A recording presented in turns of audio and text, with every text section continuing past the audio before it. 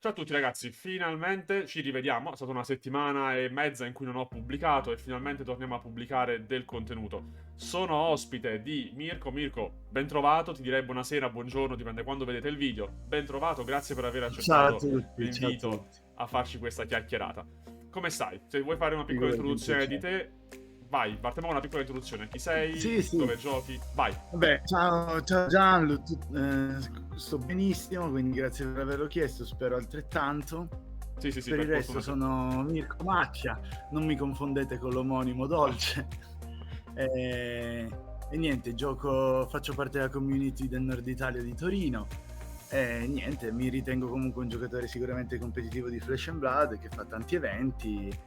E oggi siamo qui con Gianlu per parlare un po' in fatto a riguardo. Esatto, perché con questo video, e poi ne seguiranno ovviamente anche altri con altre persone che giocano competitivo, ma soprattutto che girano per il mondo, possiamo dire di sì, Mirko, anche perché tu hai fatto mondiali, sei stato in Giappone, mi sembra, non mi ricordo se era Giappone o qualcosa di simile, correggimi Sì, se sbaglio. sì, ho fatto un mondiale Barcellona e Pro Tour Singapore Ok, sì, quindi e anche comunque, Londra. cioè, ti sei girato un po' di posti, quindi questa rubrica, ragazzi, Sì, è sì, per sì. parlare di queste esperienze, anche a livello tecnico con DeckTech, e infatti adesso ci addentreremo nell'esperienza di Copenaghen, ma soprattutto il punto di vista di chi gioca competitivo e chi viaggia tanto per appunto competere in questo gioco di carte. Allora Mirko, si è appena concluso Copenaghen. Immagino che ti sei Sì, divertito a prescindere dal risultato, che io non so, infatti non te l'ho sì, neanche un chiesto, sacco quindi... come sempre. Esatto, ecco, la prima domanda è, raccontaci un po' questa esperienza, che evento hai fatto, che eventi hai fatto, se hai giocato sempre lo stesso eroe, oppure se hai cambiato. Sì, allora, per quanto riguarda Copenaghen, siamo atterrati lì, vabbè, un giorno prima per prendercela un po' scialla, abbiamo un po' visto la città, bevuto, mangiato, le solite cose che fa sempre piacere fare quando fai questi eventi per staccare un po' e goderti le vacanze, soprattutto visto che siamo nel periodo estivo. Certo. Dopodiché, appunto, venerdì sono iniziati i soliti eventi side, quindi nessun evento main. Ho partecipato a 3 di questi che, vabbè, erano tutti CC, chi WTX, chi non, però ero indeciso appunto fra 2 mazzi, nello specifico Gravy Bones e Dashio, quindi ho giocato entrambi quei 2 mazzi per capire un attimino cosa mi dava più feeling, insomma, più confidenza a essere giocato poi il giorno dopo al calling. Alla fine ho scelto di portare Dashio al calling, quindi appunto sono andato con Dashio al calling, ho fatto purtroppo 4-3, quindi non un bellissimo risultato, però vabbè, comunque ci sta, mi sono divertito, è stata sempre una bella esperienza. I match persi sono stati persi con 3 Slippy, che è sempre un match ostico insomma per Dashio, e poi vabbè, gli altri vinti in realtà sono stati contro una Puffin, un Arachni Huntsman, cioè proprio il primo Che penso era Arachni in uno versione che lo patente. portava. Può essere che era rappresentato da Erano in uno. due in Era in due. realtà, uno era Luca, però io non Ok. ho sfidato Luca, ho sfidato suo fratello gemello che giocava quel mazzo. Cioè, due E fratelli che poi ho giocavano sfidato lo altri stesso due mazzo. single. No, non erano veramente fratelli, io Ah, li ok. chiamo fratelli perché giocavano appunto lo stesso mazzo Ah, che è ok. abbastanza, diciamo, non comune, e quindi dico, Madonna, ma siete fratelli per giocare quel mazzo lì, no? Che Sì, non è insomma la prima scelta quando pensi al ad meta Arachni attuale soprattutto. livello di competitività, esatto, non Arachni Huntsman perlomeno. Poi se parliamo di Mario Slippy ci stanno entrambi, però Huntsman ecco era un po' fuori luogo, però ci sta, perché alla fine questi eventi è giusto che ognuno li affronti come meglio crede, Certo. ci sta anche divertirsi e non necessariamente giocare il mazzo diciamo più competitivo per forza, per competere, dipende un po' lo spirito che hai con cui vuoi affrontare questo tipo di tornei. Sì, e E comunque niente, tra l'altro è anche vero che comunque io vai. ho visto un po' la rappresentazione del meta del Day 1, che metto anche a schermo tra l'altro, e è molto bello Ok. vedere che le persone decidono di giocare ciò che gli piace e non per forza ciò che è forte. Poi è vero che Gravy Bones, Sleepy sono più rappresentati, però abbiamo visto Huntsman, abbiamo visto Sì, Valda, abbiamo visto Fai, mi sembra che ce n'era uno perché adesso non ce l'ho davanti, però abbiamo visto tanti eroi che in teoria sono sì, poco sì, sì. rappresentati e che si giocano e a volte fanno un risultato. Ricordo Fai, può essere che era Bologna, che aveva fatto top 9, Sì, top sì, 16, ma non sì, mi sì, sì. ricordo. Però giustamente... Sì, mi pare top 16, però non ricordo adesso esattamente. Però Eh, sì. Quindi ci sono queste storie poi anche di eroi un po' underdog che però tirano fuori gli artigli, e tanto di cappello a chi li gioca e a chi ha il coraggio di fare degli eventi, viaggiare per giocare un mazzo palesemente sottotono. E Mirko, Assolutamente. parlando di mazzo, quindi alla fine hai scelto per il calling, quindi parliamo del main event, hai scelto Dash.io. Sì. Allora, posso chiederti Certo. in primis perché? Cioè, cosa ti ha spinto a scegliere Dash.io in generale? Ti piace la classe? Ti piace lo stile di gioco? Quindi perché hai scelto questa roba? E poi se ci vuoi spiegare un po' la lista per sommi capi. Allora, sì, innanzitutto io sono andato lì con Gravy Bones e Dash.io, entrambi mazzi dietro con me nello zaino. Secondo me, tuttora continuo a sostenere che Gravy Bones fosse la scelta più corretta, soprattutto rispetto a Dash.io. Il problema è che giocando appunto i 6 event il giorno prima, quello che ho realizzato, perché bisogna anche essere onesti, quando si fanno questo tipo di eventi, se si punta al massimo risultato bisogna anche essere onesti, non sentivo, un po' per il periodo estivo dove non sono riuscito a giocare quanto avrei voluto, insomma non sentivo di avere la confidenza necessaria a giocare quel mazzo, e quel mazzo lì, Gravy Bones, secondo me necessita di essere pilotato veramente perfettamente e di una conoscenza veramente sopraffina, mettiamola così, di tutti i matchup, secondo me, per essere giocato proprio al meglio del meglio del meglio, soprattutto qualora poi si andasse al giorno 2 e si arrivasse alla famosa win and in, cioè la partita che ti conferma per un eventuale top 8 al calling. Insomma, lì becchi persone che giustamente sanno il fatto loro e sanno esattamente proprio tutto dei mazzi che giocano, quindi tu non ti puoi permettere di essere sotto da questo punto di vista, e quindi devi essere sicuro di sapere assolutamente vita, morte e miracoli, come si suol dire. E quindi, non avendo appunto questa confidenza con Gravy Bones, anche se lo ritenevo sicuramente, lo ritengo tuttora il pick migliore, ho scelto di virare su Dash.io, che è un mazzo che comunque giochicchio da tanto tempo, da quando è uscita, mi piace molto, il suo playstyle io lo adoro personalmente.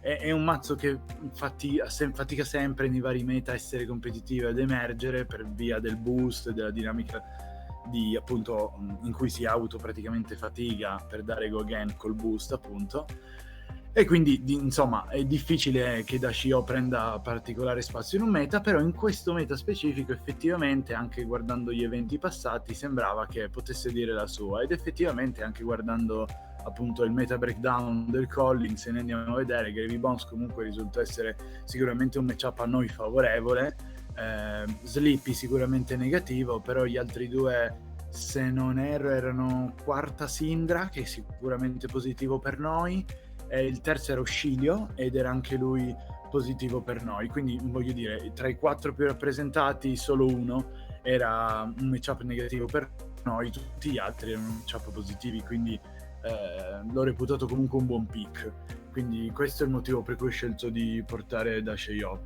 Per quanto riguarda invece poi la lista, sì, vai. No, semplicemente che comunque se non beccavi poi i 3 Sleepy, che comunque sono tanti, anche se non era molto rappresentato, probabilmente staremo parlando di un risultato diverso. Quindi il pick non è sbagliato. Magari si faceva almeno dei due, ecco. Magari esatto. si faceva almeno dei due.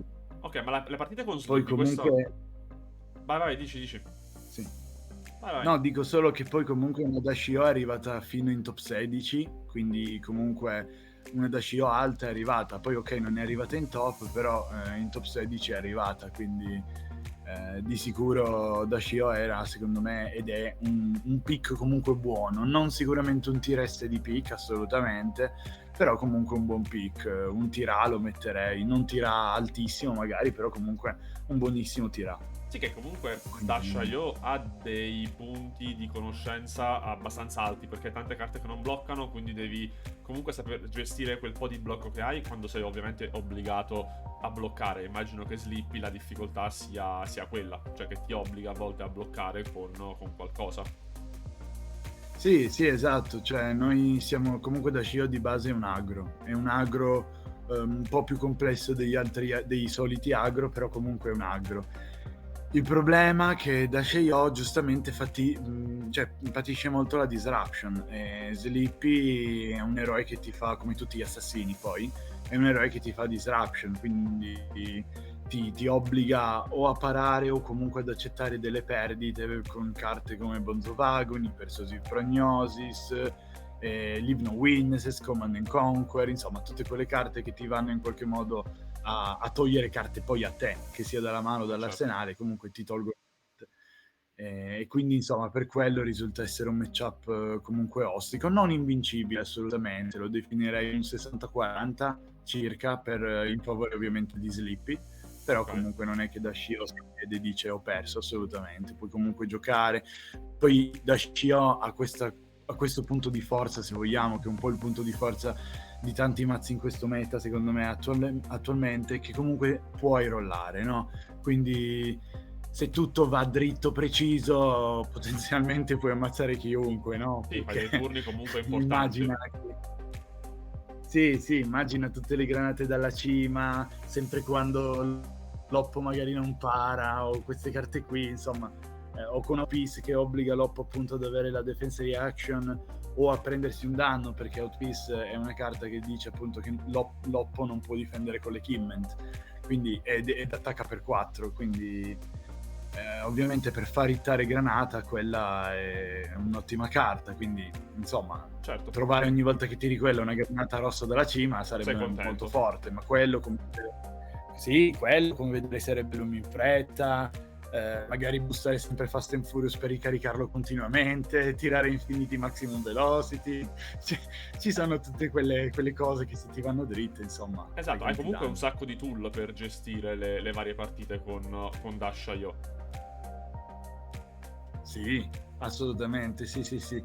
Adesso tra l'altro abbiamo un bel frigorifero quando andiamo a giocare magari contro Syndra, in cui rinunciamo agli Achilles Accelerator in favore degli Adaptive Plating, quindi riusciamo ad avere appunto il nuovo braccino Cogworks Tinker Rings che di ICs, che praticamente ci va una volta che la mettiamo a difendere a creare un Golden Cog, e quel Golden Cog lo possiamo anche spaccare nello stesso turno per difendere 3 con Adaptive Plating, e se non lo vogliamo fare quel turno lo possiamo comunque fare il turno dopo, perché Golden Cog entra con un segnalino, quindi se non lo cranchiamo ci resta attivo anche per il turno dopo eventualmente.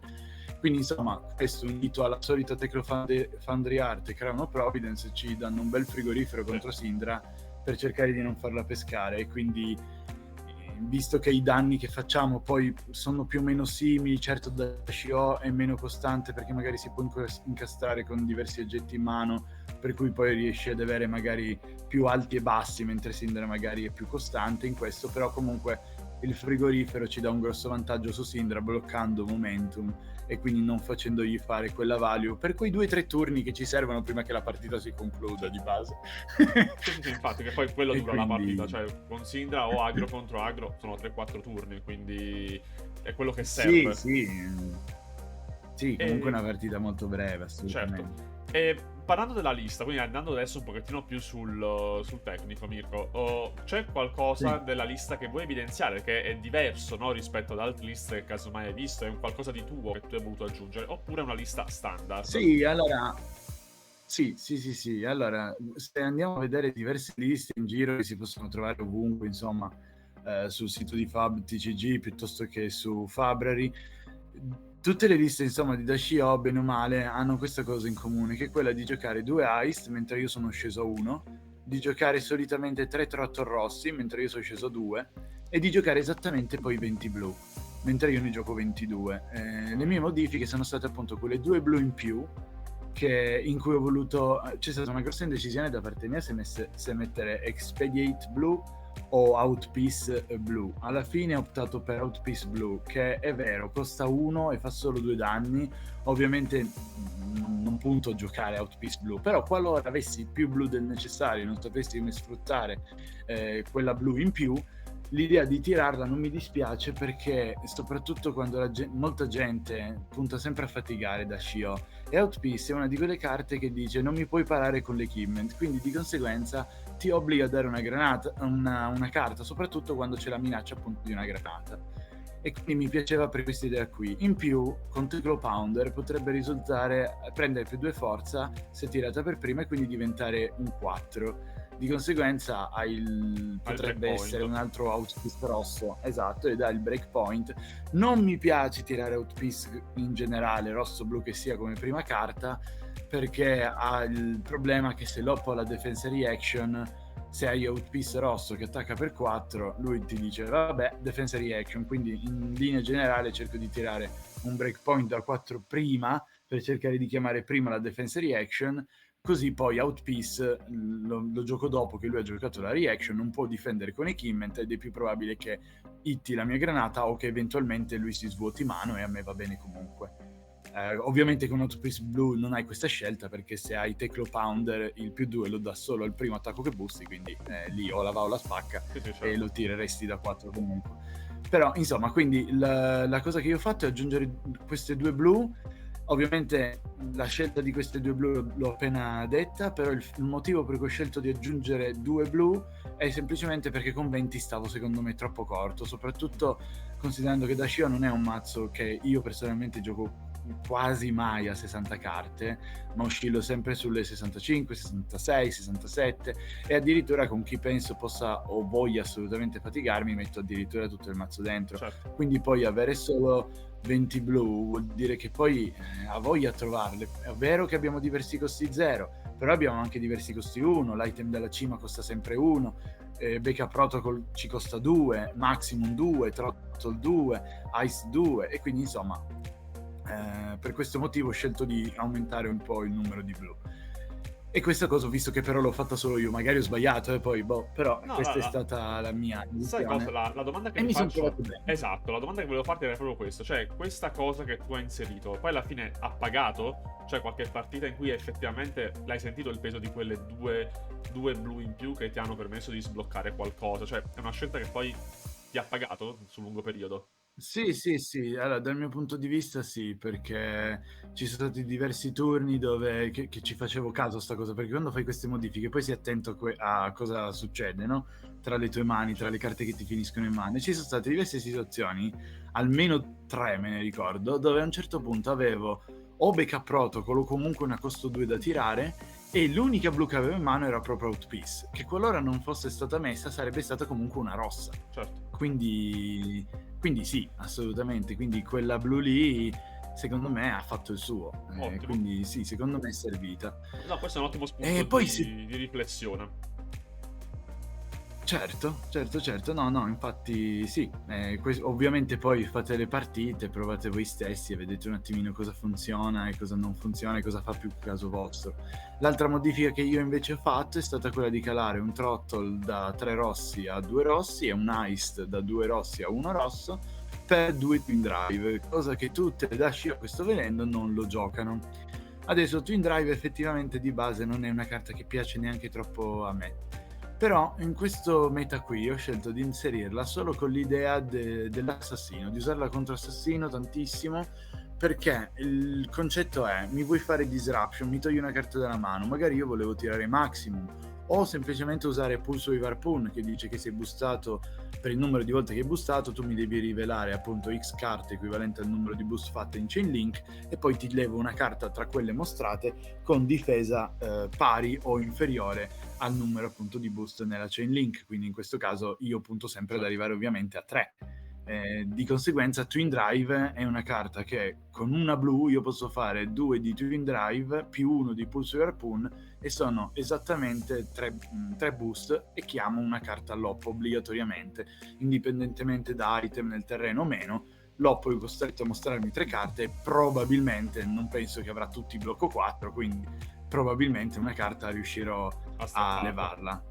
Ovviamente non possiamo mai levare le reaction comunque, a prescindere, quindi se ci fosse l'attack reaction o cose così non possiamo levarle con Pulse Harpoon, però comunque qualche attacco ce lo mostrerà secondo me sempre su 3 carte, quindi qualcosa da levare insomma si trova, e questo è il motivo quindi sì esatto, e questo quindi è il motivo per cui l'ho messa. L'altra cosa è Backup Protocol, che ovviamente anche se è molto molto molto dispendioso, perché 2 risorse te le mangia Backup Protocol, però se sei, insomma, se valuti che ne vale la pena e che magari hai dei Tecnocore giù che ti danno delle risorse o più blu del dovuto in mano, è sempre una buona idea convertire col mana per, ad esempio, magari prendere un Team Drive che poi mi fa pushare appunto un Pulse Harpoon con più boost, che quindi leva una carta in più, oppure Maximum Velocity, semplicemente perché magari mi aveva fatto Persuasive Prognosis, che ne so, mi aveva levata una carta e io ero rimasto magari con 2 blu, perché poi solitamente Persuasive Prognosis va a finire che ti leva la rossa,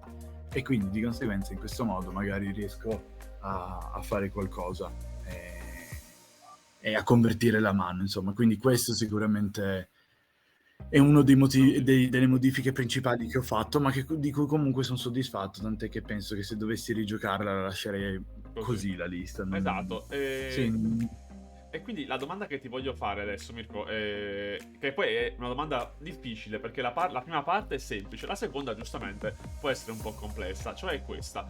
Qual è la carta che tu promuovi, cioè la carta che ti ha dato maggiore soddisfazione nell'esperienza di Copenaghen? Quindi adesso, se vuoi, possiamo ovviamente anche allargare ad altri eventi a cui hai partecipato giocando da Shayo.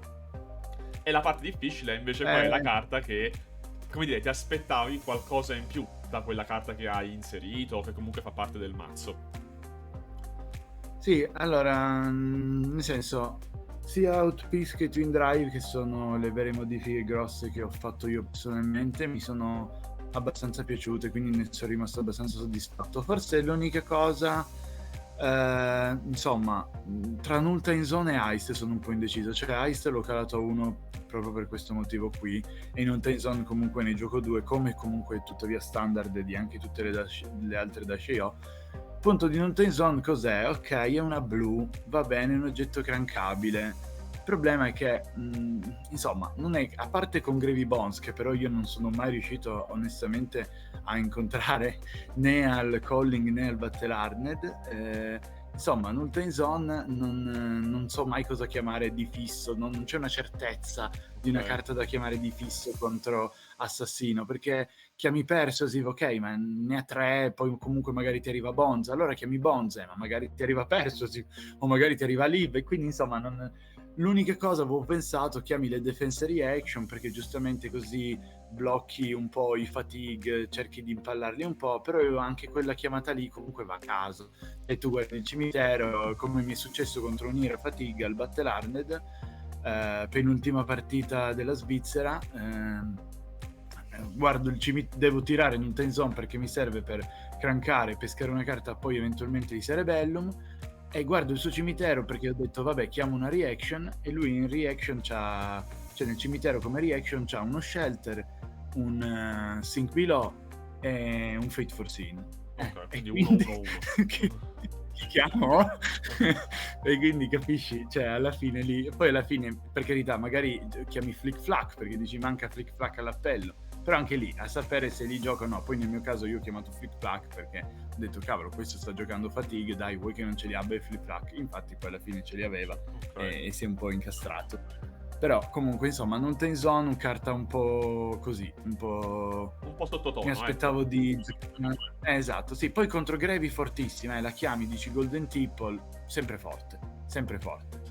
Però contro insomma molti mazzi del meta, del field, non è che sapessi esattamente cosa dire, quindi insomma un po' così. E l'altra carta è sicuramente Ice, che però per ovvi motivi io ho cambiato, ho scalato a una copia sola, perché è una carta che proprio a me non piace proprio, perché ok è forte contro gli agro, perché la gente dice o ti parano e vuol dire che non fanno poi più un gran turno, oppure si fanno hittare, sì, però quella carta costa anche 2, fa 5 danni e devi avere, quando la tiri, degli oggetti in banish. Ora, considerando che quasi sempre se vedi un oggetto tu lo giochi con l'effetto di Dash-O, vuol dire che tu nel mentre che boosti ne vedi 2, oppure che mentre fai una Tecro Foundry Art la seconda carta, che è sempre un'incognita di cosa andrai a bandire, è casualmente un...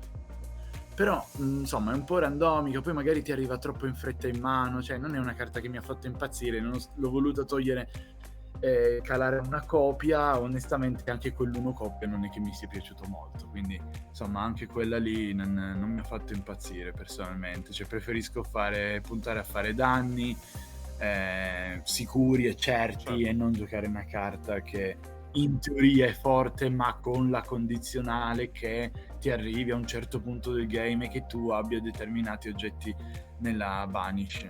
Troppe condizioni, quindi non è sempre forte, al contrario delle altre carte che secondo me sono sempre forti. Forse Twin Drive è l'altra che effettivamente potrebbe non essere sempre forte, però comunque il suo bene o male lo fa, e comunque Twin Drive posso decidere di boostare uno, non per forza devo boostare sempre due. Ok Mirko, quindi allora, Quindi, vista quindi abbiamo affrontato la parte di deck tech, nel senso di quali sono le differenze rispetto a una lista classica e le motivazioni che hai spiegato in maniera veramente chiara e super, super precisa, oltre che interessante, perché mi è piaciuto tanto la parte sugli outpace che hai spiegato tra blu, ok, rosso. Cioè, penso che un giocatore di Rush Io anche alle prime armi possa effettivamente imparare molto su questo tipo di carta e su come va giocata. Cioè, a dimostrazione anche che giocare aggro non è necessariamente una cosa semplice, più semplice di tanti altri mazzi. ah no, poi da Scio nello specifico secondo me non è per niente semplice, Esatto. tra gli agro penso che sia uno dei più difficili. Esatto. Quindi adesso lasciamo un attimo da parte la parte, tutto il gioco di parole tecnica, e andiamo in chiusura con la domanda che poi, diciamo, mi preme anche un po' di più, no, da farti, che è questa. In primis, cosa significa per te giocare competitivo? Cioè, perché ogni volta scegli di andare a un evento che può essere anche molto lontano da casa o comunque dall'Italia, dove poi noi viviamo? E soprattutto, che consiglio daresti a una persona che casomai sta iniziando a giocare adesso e che vorrebbe effettivamente vivere questi eventi? Sì, beh, allora io dico, secondo me questi eventi qui, se ti piace il gioco, li fai, perché al di là dell'aspetto, cioè io sono competitivo e voglio giocare per ovviamente raggiungere il più alto risultato possibile, questo sì, però al di là di tutto sono proprio divertenti da fare, cioè per le persone che incontri di diverse nazionalità, culture diverse, cioè è proprio figo interagire con sempre persone diverse, conoscere un botto di persone nuove. E poi vabbè, non è che solitamente partiamo e andiamo lì cioè non vado lì da solo, no? Cioè c'è sempre un gruppetto, una compagnia con cui ci si muove, quindi è anche un'opportunità per farsi alla fine un viaggio con gli amici, banalmente, no? Quindi comunque è figo a prescindere fare questo tipo di eventi per queste motivazioni qui. Poi per quanto riguarda invece la preparazione, lì ovviamente basta dire una parola, bisogna giocare, e giocare tanto tanto tanto, e niente, bisogna fare tanta pratica, studiarsi il meta, vedere gli eventi passati, guardare appunto cosa succede negli altri eventi, e, insomma, anche valutare banalmente il tipo di evento, perché come hai detto tu prima, Gianlo, no? Guardando il meta breakdown, c'erano tanti mazzetti piccolini che poi alla fine fanno però un bel mucchio tra gli eroi giocati a questo Calling di Copenaghen. Quando si va ad esempio invece a un Pro Tour o un mondiale, questa varianza cala enormemente, cioè gli eroi iniziano a essere molto più uniformati, diciamo, al meta, quindi è meno probabile trovare la persona che magari ti gioca il Landsman di turno piuttosto che il Max o il Riptide, non lo so, comunque eroi insomma un po' fuori meta. Quindi bisogna anche considerare, secondo me, questo aspetto qui. Il calling ha un determinato, secondo me, tipo di meta, il Pro Tour e i mondiali ne hanno un altro, perché giustamente sono un tile superiore. E bisogna prepararsi tanto, guardare appunto gli eventi passati e vedere un attimino qual è la scelta migliore, anche andare lì qualche giorno prima per, ad esempio, appunto fare qualche side o qualche armory magari nel posto in cui si va a fare poi il main event. Oltre a essere stradivertente, è anche utilissimo sempre per vedere se siamo in bolla, diciamo, con il meta con il nostro eroe, insomma.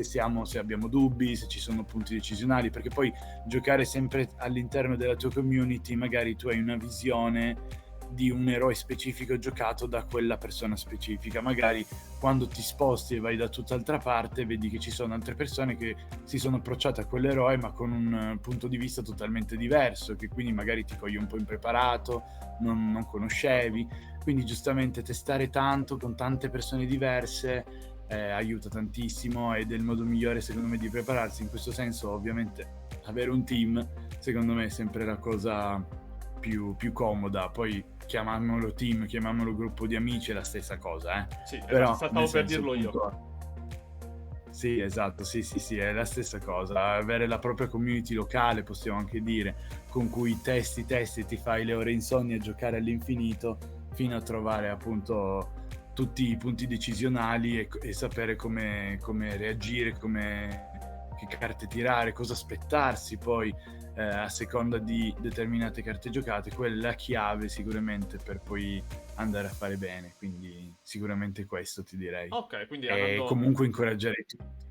Vai, finisci, scusami. Sì, no, dico, incoraggerei tutti comunque a fare un evento del genere all'inizio. Magari se uno si è approcciato da poco a Fab e in generale ancora ai TCG, magari quando vai a fare un evento di questo tipo ti puoi un po' sentire sopraffatto dal numero di persone, che comunque trovi veramente diverse centinaia se non migliaia di persone a questi eventi, tutti all'interno di un mega capannone, quindi magari uno si può sentire un attimo sopraffatto e non magari adatto al contesto, ma in realtà è solo una questione di abitudine. Più lo fai, più verrà naturale. E ripeto, alla fine è un gioco, bisogna giocare. Secondo me alla base c'è sempre il divertimento, e secondo me, io sono convinto che i risultati non arrivano se comunque non ti diverti, quindi Sì, esatto, che poi è il motivo per cui giochi un certo eroe a prescindere dal meta, perché ti diverte quell'eroe e ti piace, e quindi, come dire, ti diverte. Divertirti ti aiuta a imparare anche meglio l'eroe e tutti i punti decisionali, come li chiamavi tu. sì, assolutamente. Ok, allora Mirko, direi che siamo arrivati alla fine del nostro viaggio. Io ovviamente ti ringrazio nuovamente per esserti reso disponibile a fare questa chiacchierata e dare questi consigli a No, ma chi grazie vorrà a te, ascoltarli. grazie a te. E ragazzi, invece, Grazie a tutti te, voi che avete grazie mille. ascoltato, vi ringraziamo per averci appunto seguito fino alla fine. Ci vediamo, Mirko, sicuramente te ci vedremo ad Amburgo, perché a Copenaghen non ci sono stato, ma ad Amburgo Assolutamente, ci sarò. Non so se ci vedremo a qualche skirmish qui a assolutamente. Milano. A bere qualche birretta, ad Amburgo. Ah, cioè, certo, ovvio, mica per giocare, no, solo per bere. E niente, quindi grazie ancora, Ah, ragazzi. giocheremo anche. Certo. E grazie ovviamente per aver visto il video fin qua. Vi auguro a tutti una buona serata. Mirko, buona serata anche a te, e ci sentiamo presto. Alla Anche a prossima. te, anche a voi. Ciao a tutti. Ciao ciao.